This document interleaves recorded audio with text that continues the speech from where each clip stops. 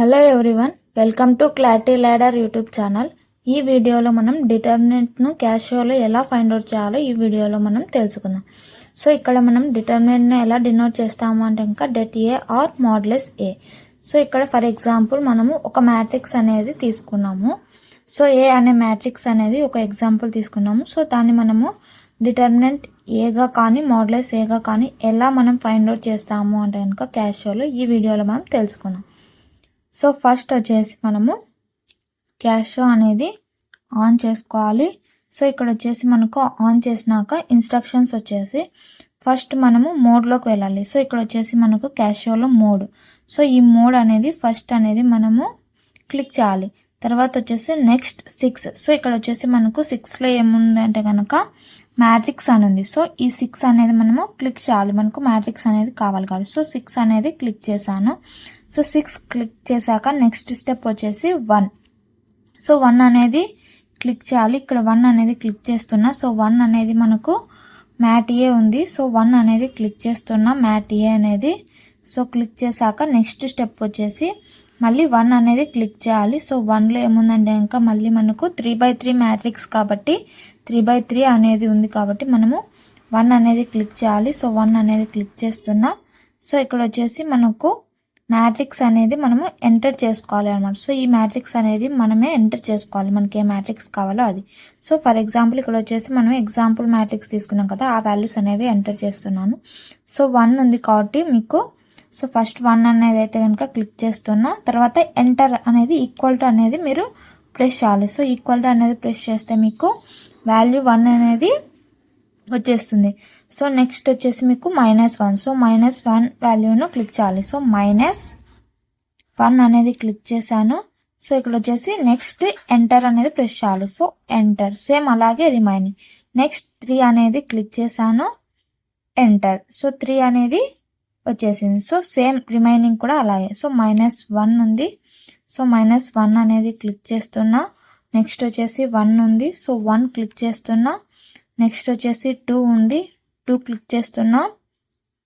3 ఉంది. Next 3 అయిపోతేనే 2 enter and 1 enter.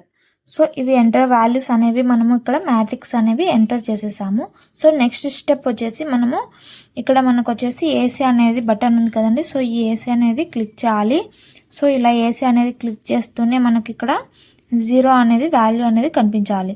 So ఇలా కనిపించిన తర్వాత మనం ఏం చేస్తామంటే ఇంకా ఇక్కడ వచ్చేసి టాప్లో మనకు షిఫ్ట్ ఉంటుంది. సో షిఫ్ట్ బటన్ అనేది ప్రెస్ చేయాలి.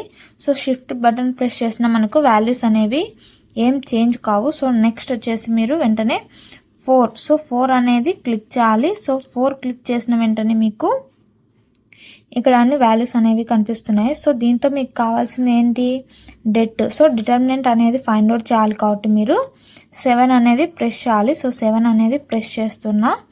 నెక్స్ట్ వచ్చేసి మీరు మళ్ళీ షిఫ్ట్ అనేది ప్రెస్ చేయాలి. షిఫ్ట్ ప్రెస్ చేశాక మళ్ళీ వెంటనే మీరు ఏం చేస్తారు, 4 అనేది ప్రెస్ చేయాలి. సో 4 అనేది ప్రెస్ చేశాక మళ్ళీ మనకు వాల్యూస్ అనేవి చూపిస్తున్నాయి.